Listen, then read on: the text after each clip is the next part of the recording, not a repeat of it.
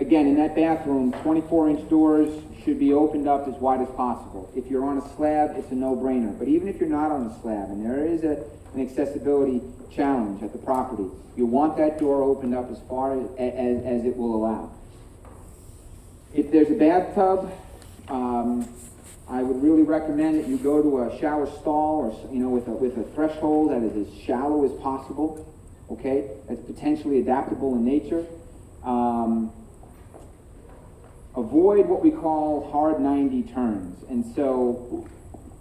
and this will apply to the lifts as well as in hallways or where we're replacing doors. You want to avoid anything where you have to come in here and turn, pivot, and go 90.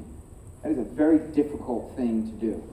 So a hard 90 is anywhere where I come in and then I'm turning.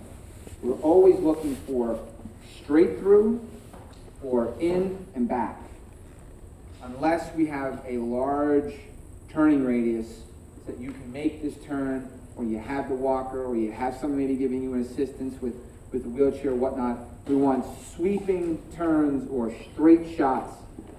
In this instance here, in the master bedroom is a hallway and a hard 90 into this room on this arrow. And that's something that we're really, if we can, we're looking to avoid that. Pocket doors are great for tight spaces. And again, if you can find a spot inside find a spot for your lift on the inside somehow, that's really what you're after. But it'll boil down to you and your design professional to figure out the best location, and the pros and the cons, and everything else that's associated with it. And so, in the immortal words of Clint, a man's got to know his limitations. So you really have to be sure, because as Brian was talking about earlier, the relationship between the architect and the homeowner, Brian described a long period of time before shovels and tools and men and equipment even show up to your property. Cut that out. Do we have the workflow? Did that disappear? It must have been on a hidden slide. Okay.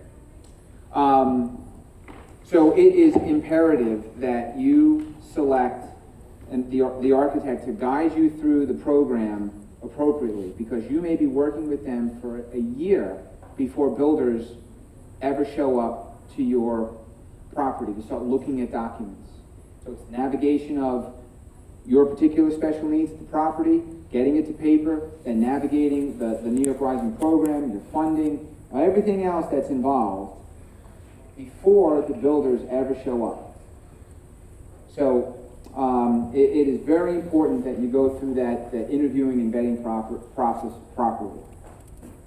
Okay. That's it. Is Michael in the room? We'll see you. Michael's